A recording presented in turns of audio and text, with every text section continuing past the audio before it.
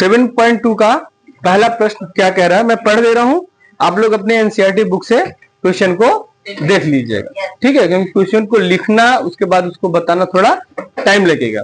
तो क्वेश्चन पहला कह रहा है कि उस बिंदु के निर्देशांक ज्ञात कीजिए जो बिंदु -1,7 और 4,-3 को मिलाने वाली रेखाखंड को दो संबंधित 3 में क्या कर रहा है, विभाजित कर रहा है। इसको एक डायग्राम बना लेते हैं। तो यहां से एक हमने रेखा खींच दिया, एक रेखा का नाम इसका बिंदु का S और इसका P रख दिया। इसका जो कोऑर्डिनेट दिया हुआ है वो -1,7 और इसका कोऑर्डिनेट दिया हुआ है 4,-3। कोई डाउट है डियर? ये क्वेश्चन में आपको दिया हुआ है और इसमें एक बिंदु है, एक बिंदु हमने इसके कहीं बीच में ले लिया जिसका नाम हम रख देते हैं O और इसका कोऑर्डिनेट x, यह बिंदु O इसको दो संबंधित 3 के अनुपात में विभाजित कर रहा है। तो हमें निकालना क्या है कि वो जो O बिंदु है उसका निर्देशांक क्या होगा, ठीक है। बहुत सिंपल सी बात है। पहले क्या करेंगे डियर, नामकरण कर दिया जाए। इसका क्या हो जाएगा, x1, y1, ये हो जाएगा x2, y2, ये m1/m2। क्लियर है? फॉर्मूला रख लेते हैं। हम जानते हैं कि x का जो कोऑर्डिनेट होगा वो x बराबर क्या हो जाएगा, m1 x2 plus m2 x upon में m प्लस m2। x की वैल्यू निकालनी है।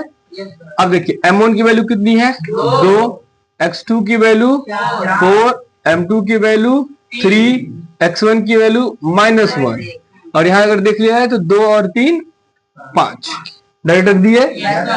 x की वैल्यू 4 गुना का 3 एक कम -3 होगा ना, बटे 5 कितना मिला, 5 बट्टे कट के क्या मिल जाएगा, x बराबर, यानी हमें x की वैल्यू अब क्या हो गई, मिल गई। y की वैल्यू निकाल लेते हैं, ये निकाल लेते हैं। y बराबर हम लोग फॉर्मूला लिख लेंगे, ठीक है, अपॉन m1 प्लस m2। कोई दिक्कत है? m1 की वैल्यू कितनी है 2, y2 की वैल्यू -3, y2 की वैल्यू -3, m2 की वैल्यू 3 और y1 की वैल्यू कितनी है 7। डिवाइड बाई, जोड़ ले दोनों को, कितना, 3 दुना का -6 प्लस 7 3 बटे 21 में से 6 क्या मिलेगा, 15 प्लस में ना बटे 5 कितना मिलेगा 3। तो y बराबर, अब यहां से आप देख सकते हैं और लिख सकते हैं कि बिंदु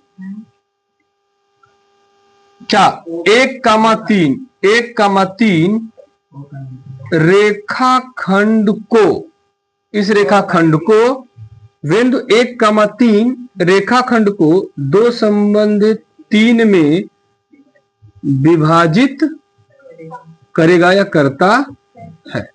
क्लियर डियर? पॉइंट एकदम आ जाएगा। तो इसका कोऑर्डिनेट क्या होगा, 1,3 और यही हमसे प्रश्न को क्या किया गया था, पूछा गया था। ओके।